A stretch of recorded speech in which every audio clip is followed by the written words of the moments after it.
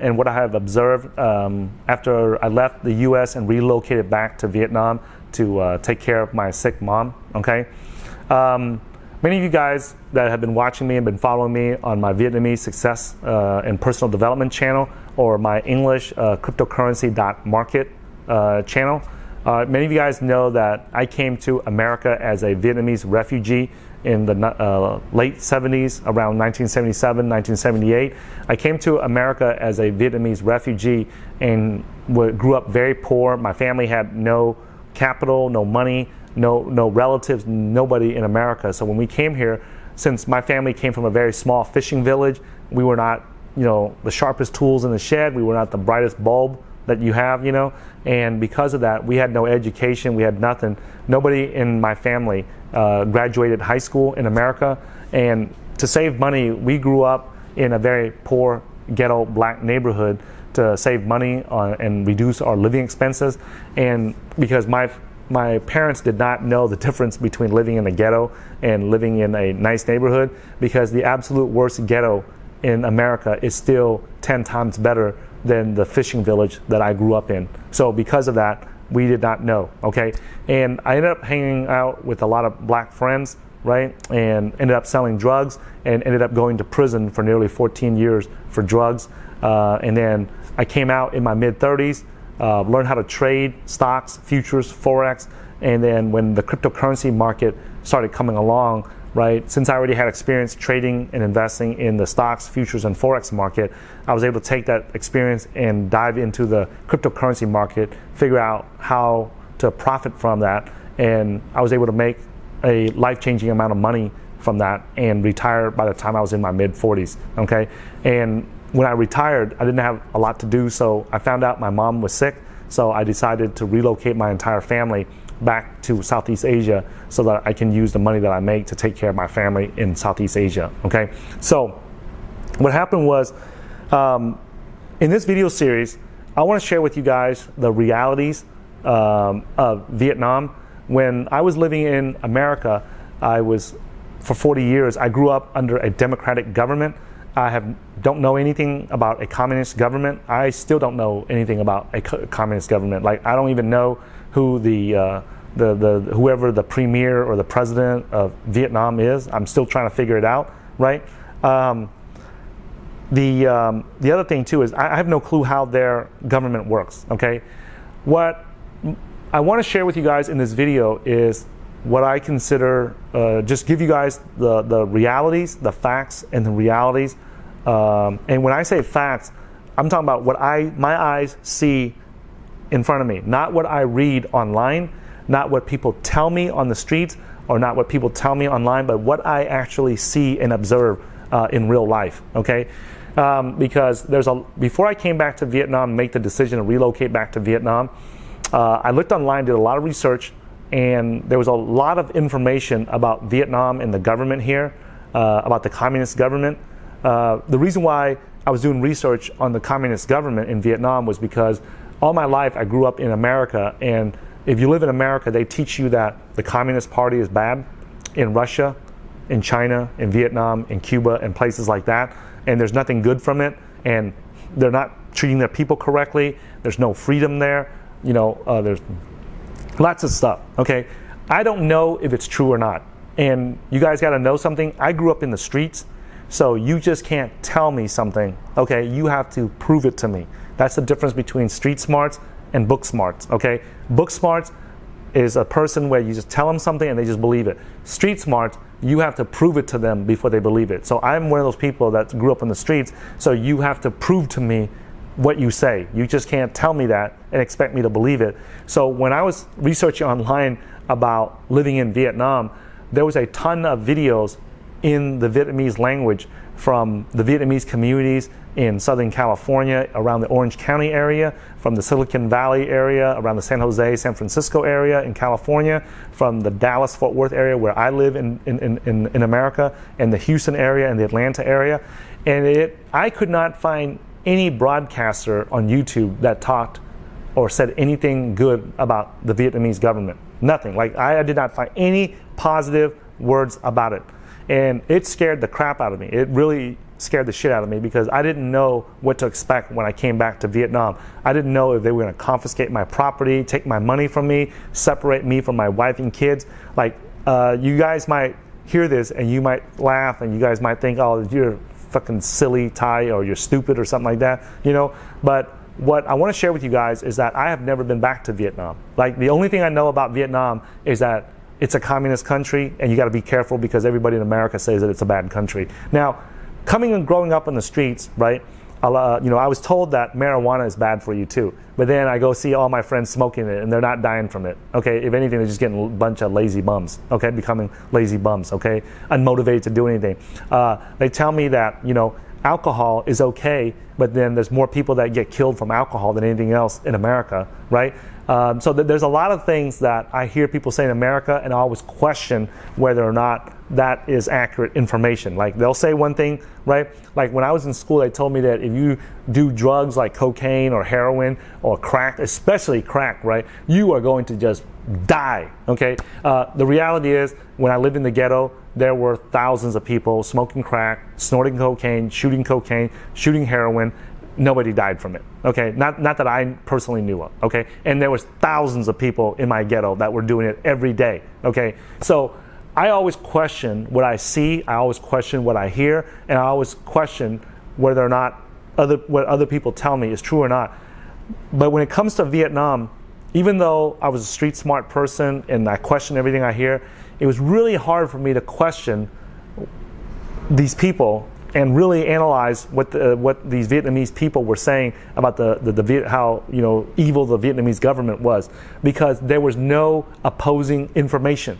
Okay, there was no opposing information. There was no Vietnamese on the YouTube or on the internet that was saying anything positive about the Vietnamese government. So that's why I was scared, because, man, like, is it that bad that, you know, there's nobody, I couldn't find anybody that said anything good about the Vietnamese people? Now, keep in mind, guys, this, okay?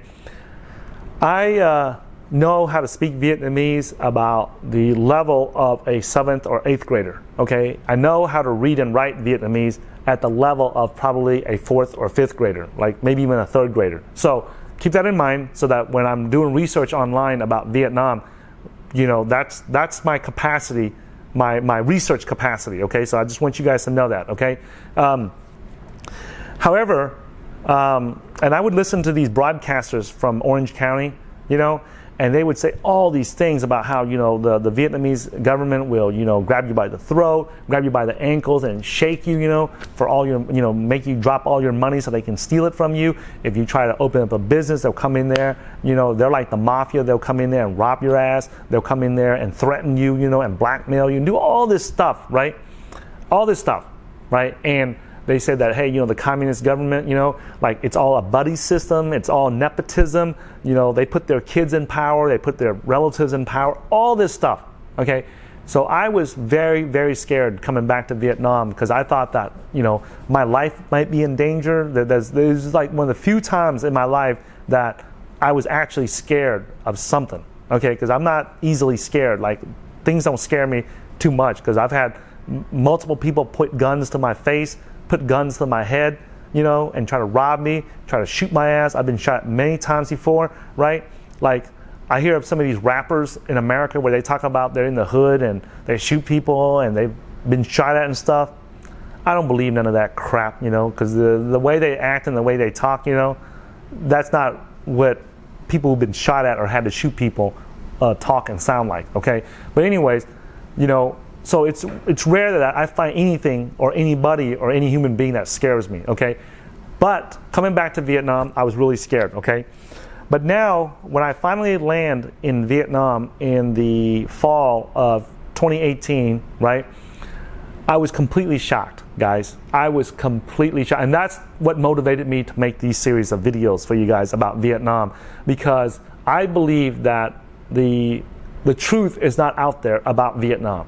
Like, we only have one side of the story. It's just like in America. If you only watch CNN and you watch all the fake news networks, you only get to hear one side of the story, okay?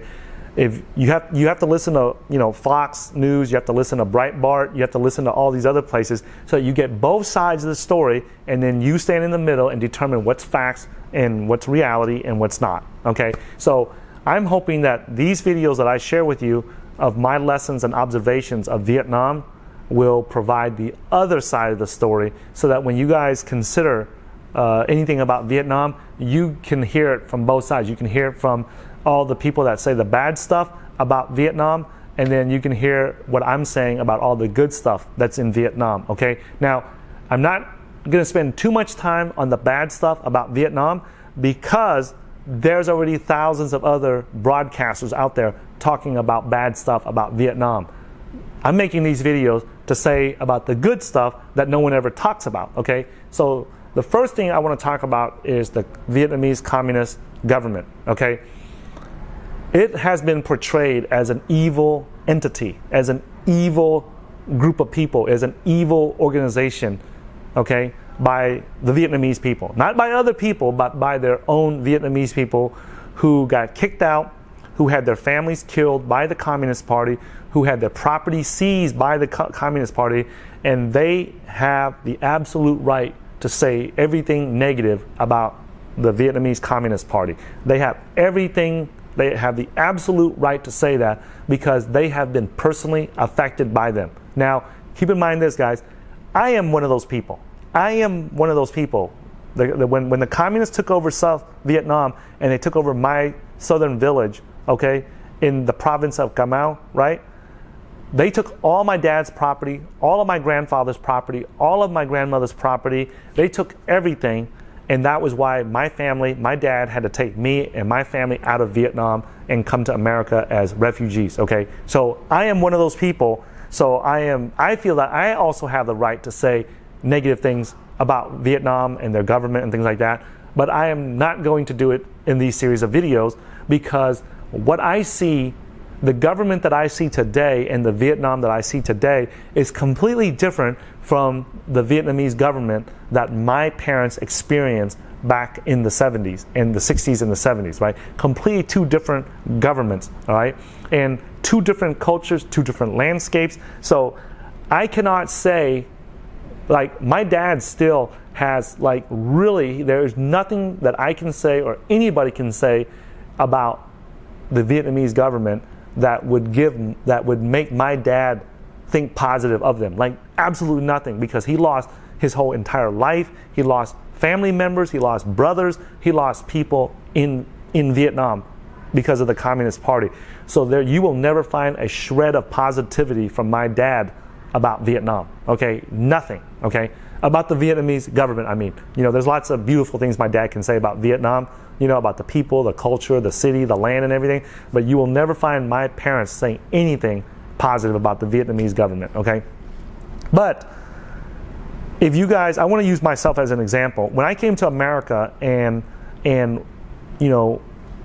was a ignorant, uneducated, stupid teenager, and I went to prison for 14 years, right? During the first 7 years of my prison sentence, if you met me, Tai Zen, at that time when I was in my early 20s, right? You would not like me. I was a very bad person, right?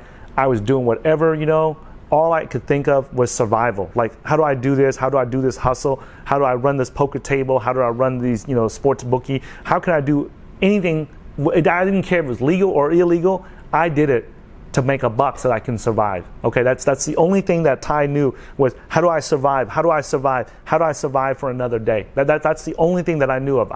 Because that, I was looking for food, I was looking for shelter, I was looking for safety, I was trying to prevent, other big black guys from putting their, penis in my butt, So that's the only thing, all I could think of was survival. I didn't think about money, I didn't think about, becoming a better person, I didn't think about spiritual development, I didn't think about helping other people, I didn't think about nothing other than making sure that I survive and live till the next day in prison, and that Butch and Bubba doesn't go up in my butt. Okay, that was the only thing I can think of. If you met me at that time in my life, I was a completely different person, right? But today I'm a different person. I would recommend that you get to know me today. I would not recommend that you get to know me when I was in my late teens and early 20s, because I was not a very positive person. Likewise, if you look at Vietnam today in 2019 compared to where it was at in 1977 or 1975 or even 1995, okay? If you compare Vietnam today compared to where it was at 20, 30 years ago, it is night and day different. And I'll give you an example. When I entered the biggest Vietnamese airport in the city of Ho Chi Minh City, in the airport, the name of the airport is called Thang Sương Nhất, right? What I found out, what completely shocked me, I was expecting some older communist people to give me a hard time because I didn't speak Vietnamese very well, because I was coming from America. They're going to try to shake me down for some money and try to, make me pay them so that I can come into the country, or let me through and have my all kinds of stuff. I had all these negative thoughts about it simply because that's what I heard from the YouTube channels, from the other older Vietnamese broadcasters who had not been back to Vietnam. Okay, so they're only relaying their experience of what Vietnam was like from 40 years ago, right? And today it's a lot different. And what really shocked me was that when I went to the airport, almost all the government officials were like in their mid and late 20s. And because Asian people look very young and Vietnamese people look very young genetically, they just look younger than other people in the world that are the same age. Because of that, these 28, 29, 30-year-old government officials, they actually look like they're 22, 23. They look like college kids, okay? And I was shocked because I was coming through the what do you call that? The entry gates to get my passport checked, and I have a Vietnamese passport, okay? And I was shocked that they just stamped it and let me through, okay? And my wife, she has a Thai passport. They stamped it, let her through. There was absolutely no problems. And I looked around and I was shocked. There was about 500 people waiting in line. Like, it is massive to get processed through the immigration to get their passports stamped, and checked. And I was completely shocked at how fast they were processing everybody through the gates, right? Through customs and everything. And then when it was time for my two kids who are US citizens, man, I had a massive problem because I forgot to get them visas so they can enter Vietnam. Now imagine this, guys. Imagine coming to America without no visas at the airport, and imagine trying to get into the country. You know good and well that Homeland Security and Customs will absolutely never ever let you come into America without a visa. Like, absolutely not. Like, there is absolutely no way in the world that you are going to come into America without the proper travel documents, okay? And I was shocked. I was shocked that I was able to talk to this person, that person, and finagle it, and eventually my kids, I was able to pay for the visas and get them through the immigration, through the airport and everything. Like, there was government officials there, right, that, they were extremely upset that I even thought that I could come into the country with my American kids and not have the proper travel documents and be able to enter the country. Like, they were like shocked, like you actually thought that, and it's not because I actually thought that I could come through there, it's just I completely forgot. It was my stupid fault, okay? I completely forgot to do the visas. I was so busy trying to pack up and trying to relocate and try to, do everything that I completely forgot, because the whole time I was working with the immigration attorneys and everything, and somehow or another, I forgot to get my kids the visas, okay? So finally, I get the visas and I come through, and I was completely shocked that all the government officials were extremely young, okay? They were extremely young. Matter of fact, when I tried to offer them some money so that they can let my kids through, right? Because I thought, hey man, you can just bribe these guys and get stuff done, right? It was not easy at all. It was not easy at all, okay? Like, you actually can get in trouble for that, right? And so it took a long time. It took like 4 hours at the airport before I was able to get a travel agency, to get like a bunch of different agencies at the airport to help me get the visas for my kids to come through. And the lesson that I learned from that was that even though I heard on YouTube that all these people were gonna, cut my throat and try to jack me and everything, the reality was none of them did that. It was my fault that I did not have the proper travel documents, and that was the reason why they held up my kids at the airport, because I didn't have no travel documents for them, okay? All I had was their American passports, okay? And they respected the fact that the kids were from America, and that's why they were even willing to work with me to let them in the country. Like if they were from another country or had another a passport besides an American passport, they probably would not have taken the time to help them help me get the paperwork, the visas that I needed to get them into Vietnam, okay? So that was my first experience with the Vietnamese government. After that, I decided to relocate to Da Nang because that was my goal, was to live in a beach city. I've always dreamed of living in a beach city. Ever since I was in America, I tried to relocate to the San Diego in Southern California. I shopped, I looked at several $1.2, $1.3 million homes. I was going to get that and settle in San Diego because I believe that's the most beautiful city in America to live. But there was always two problems. One was that the water is freezing cold. Like as many times I've lived and worked in California, I have never been in the water because it is absolutely freezing no matter what time of the year you go there. Like the only people that are qualified to swim in California waters are the crazy lunatics, okay, and the whales and the dolphins and the sharks, okay? Because I don't see how a human can possibly swim in there. Like I go there, I see people swimming in the water, and it is freezing cold. Like I'm asking myself, what are these people thinking, okay? Because it is cold water, okay? But in Da Nang, the water is absolutely warm and beautiful. It is even warmer than the water that's around the Florida beaches, okay? I mean, when you go into the water in Vietnam, it is so clean and so beautiful and so warm that you never want to leave. Like my wife is telling me to get out of the water, and I'm like, no, I'm just laying here. Like I couldn't believe how warm the water is in Vietnam and how clean it was, okay? So I went there and I tried to rent a luxury condo in Da Nang, okay? The problem, it was like the most luxurious condo there, okay? It's at the Vincom Plaza, and right, it's attached to the Vincom Plaza. If you guys ever been to Da Nang, you'll know what I'm talking about, okay? And what I was shocked was I went down to the immigration office in Da Nang, and the same thing happened again. When I went there, it was mostly young people, okay? It's really weird because everywhere you go, you see government officials, but they're all young looking. They all look like they are still in college or just came out of college. And I want you guys to think about this, okay? They were helping me, like, obviously I know Vietnamese, but I don't know all the technical, legal, immigration, and political terms. So I'm trying to figure out, how to renew my kids' visas, extend their visas, and all this stuff so my whole family can stay there in Vietnam longer.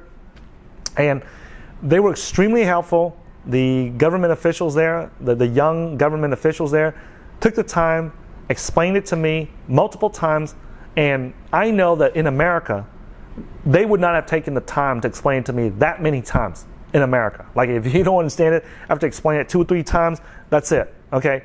But here, like they knew that I did not understand it. It was very obvious from my Vietnamese accent that I was not a local Vietnamese and that I was an overseas Vietnamese.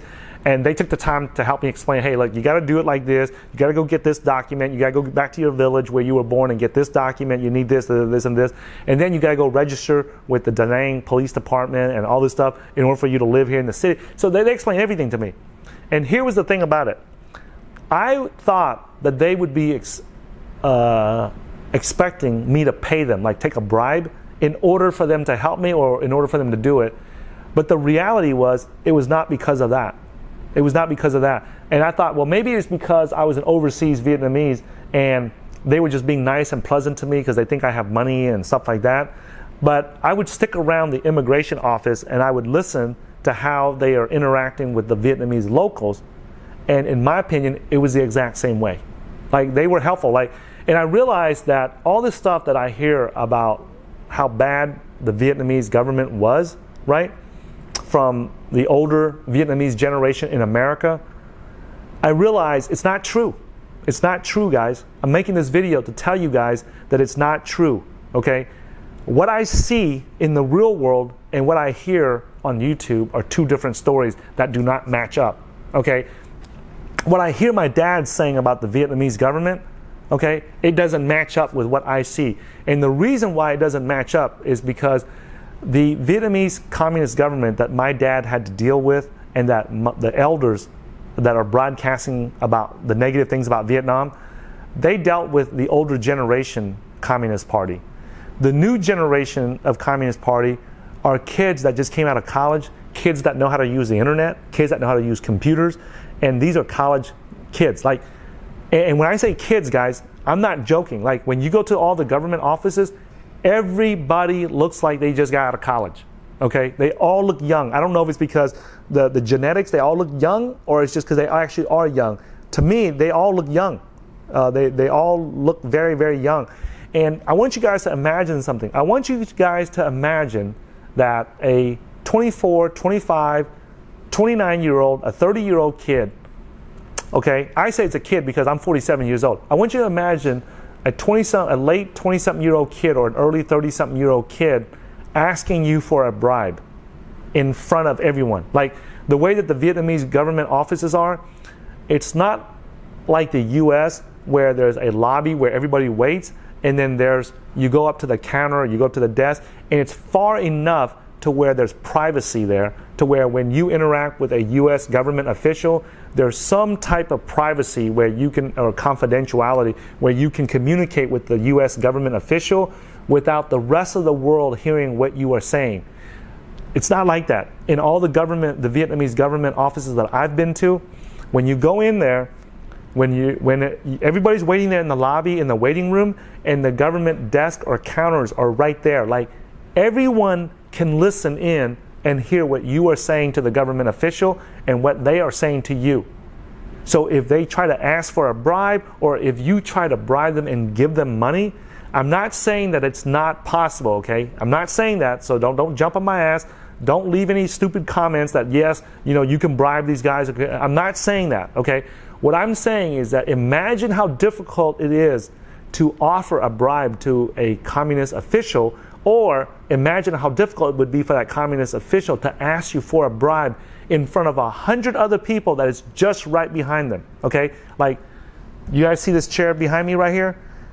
When I'm talking to the government official right here, where the camera is at right here, the camera is about 1 yard or 1 meter in front of my nose. And there are people waiting in line, like right here, like arm's length, right behind me. And they can listen to everything they say. And it's not like in America where when you talk to a Vietnamese, a U.S. government official, the conversation is private. It's between you and that government official. In Vietnam, I'm going to let you guys know in advance, it's not like that. You can be at the bank, you can be at the airport, you can be at a bunch of places. You can be talking to the government official, and the person waiting in line behind will also chime in and be a part of the conversation. That is normal. Like, at first, the first time it happened to me, I'm like, what are you doing? Like, mind your own business. And it's not like that. They'll jump in and ask the government official the question. They'll jump in and ask me the question about my own stuff. Okay, that's very normal in Vietnam. Like, that's like if you go to the bank and you deposit money at the bank at the teller window, it's very common for another person to come on this side and also deposit money, and somebody come in from this side and deposit money, and the bank teller is handling 3 customers' transactions at the same time, right? So while you're filling out your form and they're filling out their form and the person over here is filling out their form, you can look and see how much everybody is depositing or withdrawing. That's normal in Vietnam. Like, that's not unusual, okay? So be prepared for that, because the first time it happened to me, I'm like, hey, you guys need to give me some space, and hey, let me finish first before you guys come in.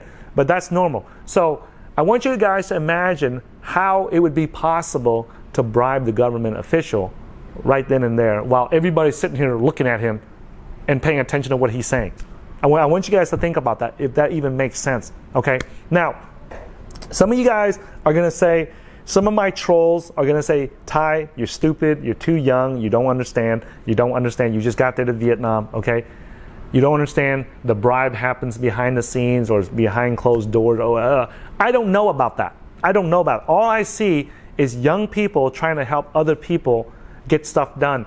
And there's something else that you guys got to be aware of, right? The government officials, they grew up poor. Most of them grew up poor. Most of them grew up in the countryside, and now they come to the city, they come out of college, and they work in the government. The government positions and the government jobs in Vietnam are considered extremely prestigious. It's not like in America where if you tell somebody that you work in the government, you are a loser, you are a failure, you are nobody, you are not a big achiever, okay? You are a loser, okay? In Vietnam, it's the complete opposite. If you work in the government, that's a very honorable, very prestigious position, and you can tell it is because all the government officials, okay, all the government officials have to wear military-like uniforms. It's not like in America where the government officials can wear civilian uniforms, okay, or civilian clothing.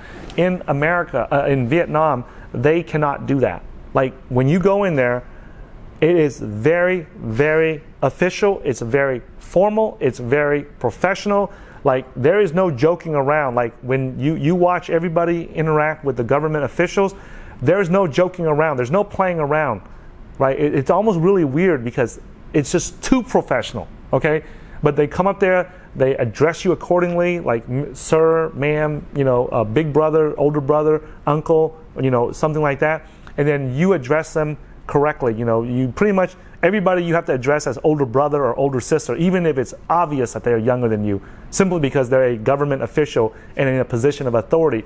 And speaking of authority, when you go into the government offices and buildings, it is very clear that the government has the authority. Like when you walk into a U.S. government office or a building, you walk even into the courthouses, into the judges or the county clerk's office or the Department of Motor Vehicles or the immigration office, it's very difficult to determine who has the authority there. Like who is the big dog or who has the authority or who is the government.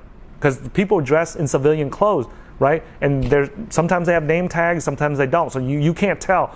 But when you come into any Vietnamese government office, they make it very clear who is in charge. Like there is absolutely no confusion who the government officials are and who the civilian people are, okay? And they do that on purpose, and it's extremely professional, and there's no joking around. Like during all the government interactions that I've had, and I'm only sharing with you guys my personal experience. I'm not telling you what everybody else is doing. I'm only sharing with you guys my personal experience and what I'm looking around. Because keep in mind, I'm paranoid, guys. I'm just expecting government officials to come out, handcuff me, arrest me, threaten me, do something. So I'm looking around at everything, and I'm looking around to see if maybe they're treating me nice because, you know, they're faking it and actually going to treat other Vietnamese locals differently. But the reality was not. They were very professional. They are much more professional than any government office in America. Okay, I know it's shocking to say that, guys, but that's what I see and that's what I experience, and that's what I see how they are treating other Vietnamese locals around me. And then when I see foreigners come in there, they treat the other foreigners, the white foreigners there, the Europeans, the Australians, the Canadians, the exact same way too. So it's not really it was a huge shock and awe and a huge shock and surprise to me, guys, when I came back. And so I wanted to make this video to share this stuff with you guys, because when I was doing the research online in preparation to come back and relocate back to Vietnam, I was scared shitless. I'm telling you right now, I was scared shitless because I didn't know they were going to lock me up, they were going to detain me, or what they were going to do with me, okay? And you might ask, like, Ty, why would you be afraid of that? What have you done that's illegal, or did you break any laws that would prompt you to be afraid of the Vietnamese government? One is because my dad stole one of their Coast Guard boats, one of their government vessels, when we left Vietnam. Most people just took their fishing boats and took off from Vietnam. We were the only ones in South Vietnam who stole a government, our family stole and hijacked a government Coast Guard Navy vessel and took it with us. And that's how we got out of Vietnam. So I know that was a huge deal. So when we come back, you know, the government officials in my village, they know who my dad is. They don't like him, okay? So that's why I thought that something was gonna happen to me, okay, since I'm his son, okay? Now, the other thing too, okay, that I want you guys to know about this is that I'll be making more videos. I'll be making more videos about just life in general in Vietnam, because the reason why I'm motivated to make these videos, guys, is one, is because there's so many negative things about Vietnam. And when I came back to Vietnam, guys, it is absolutely one of the most beautiful countries you will ever go to and ever know, okay? And it's unfortunate that I'm making these videos, guys, not for the Americans or the Westerners that want to come to Vietnam and visit. There's enough travel blogs, there's enough tourism blogs, there's already enough tourism information online for them to do that research. What I'm making these videos for is for the Vietnamese Americans and the Vietnamese people in America who have not come back to Vietnam and don't know the realities, because all they hear is the negative stuff like I did when I was in America. That's what these videos are for. It's for the Vietnamese people who don't know what's true and what's not true in Vietnam. And I'm hoping that these videos will open your eyes, open your mind, and shed light to you what a beautiful country Vietnam has become, okay? It has become a magnificently beautiful country that nobody talks about. You don't hear too many people talking about the stuff that is amazing about Vietnam. Now, are there some negatives? Are there some bad stuff about Vietnam? Absolutely, just like any country. There's absolutely, like for one, I can tell you, the thing that annoys me the most is that there's no trash cans. Like everywhere you go, there's no trash cans. Like you want to throw trash away, there's no trash cans to throw trash away. So there's litter, there's stuff around the city quite a bit, right? More so than in America and other places, because there's no place to put the trash. It cracks me up. Like you want to throw trash away, but there's no trash, okay? So I'll talk about all that stuff, sanitation and stuff like that in a separate video. In this video, I just wanted to share with you guys what my personal experience and what my eyes see, okay, with the Vietnamese government.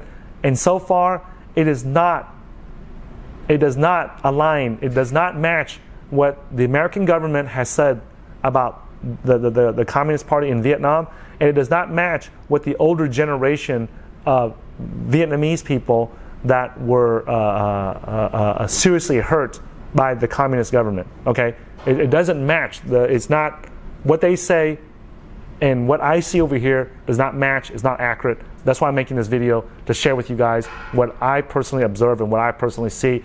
I grew up on the streets, you know, I have pretty good eyes to observe when something's reality and something's not reality, okay? So I hope that this video opens your eyes to the government, the country of Vietnam, its government, its people, and I look forward to making some more videos in the future to help you guys understand other things about Vietnam, okay?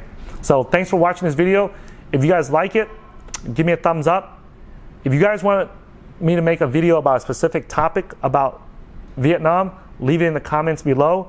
And if you want to troll me, right, make sure that you leave some good comments, okay? Just name calling is not good comments.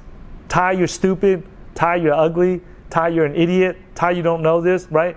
Those are not like logical. Give me some reasoning, okay, if I'm wrong. If I'm wrong about what I say about the Vietnamese government so far, right, let me know so that I can open my eyes so I can see it, okay? But give me evidence of it. Don't just tell me I'm stupid. I already know I'm stupid. I already know I'm uneducated. I have no high school degree, okay?